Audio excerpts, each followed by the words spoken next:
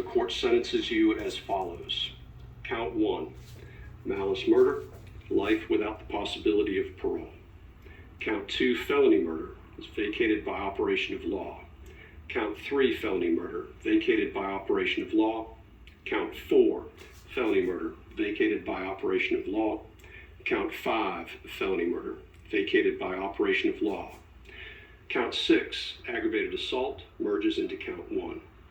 Count 7, aggravated assault. The court sentences the defendant to 20 years consecutive to count 1. Count 8, false imprisonment, merges into count 1. Count 9, attempted false imprisonment, 5 years concurrent to count 7. That is life plus 20. Greg McMichael, the court sentences you as follows. Count 1, malice murder, defendant was found not guilty. Count 2, felony murder, life without the possibility of parole. Count 3, felony murder, vacated. When I say vacated, it's vacated by operation of law in all cases. I'm not going to repeat it. Count 4, vacated. Count 5, vacated. Count 6 merges into count 2.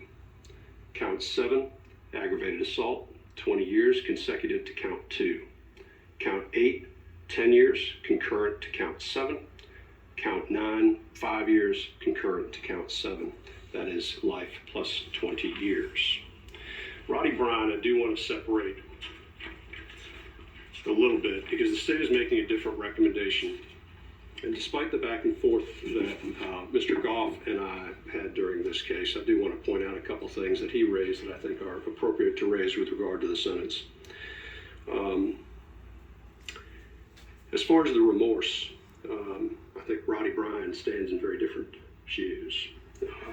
It is obvious from the beginning that he questioned the tragedy that had occurred at the scene. It was on, I believe, I can't remember whose body cam, but the body cam, in fact, questioning whether or not what had occurred, and then took steps early on in this process, I think, that demonstrated that he had grave concerns that what had occurred should not have occurred. And I think that does make Mr. Bryan's situation a little bit different. However, Mr. Bryan has been convicted of felony murder. And I do not believe it can be disputed based on the facts of this case that the verdict was an appropriate verdict based upon the evidence presented, at least. And when I say appropriate, what I mean is legal. Because I believe there's been some discussion about some differences between Mr. Bryan and the McMichaels. There may be some differences, but it does not change the fact that was it not for the fact that Mr. Bryan used his vehicle in a way to impede Mr. Arbery's course of travel, this may not have ever occurred, and that is sufficient for felony murder. He did cooperate with law enforcement. I will point out Mr. Goff 1710(1)B. There's actually a case out of Chatham County that says it would not apply under the circumstances of this case. So the court recognizing that Mr. Bryan's position is different. Again, Mr. Bryan was found not guilty on count 1 and count 2. The court sentences Mr. Bryan to life with the possibility of parole on count 3. Count 4 is vacated. Count 5 is vacated. Count 6, the defendant was found not guilty. Count 7 merges into count 3.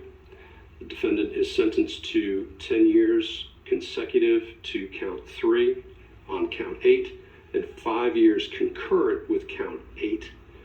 Both of those counts, though, will be suspended sentences, which gives Mr. Bryan a life with the possibility of parole sentence. Those are the sentences, the court having pronounced sentence, first with regard to Travis McMichael. Mr. McMichael, you are hereby notified that under the law of Georgia, you are entitled to appeal the guilty verdict of the jury, and if you decide to do so, you must file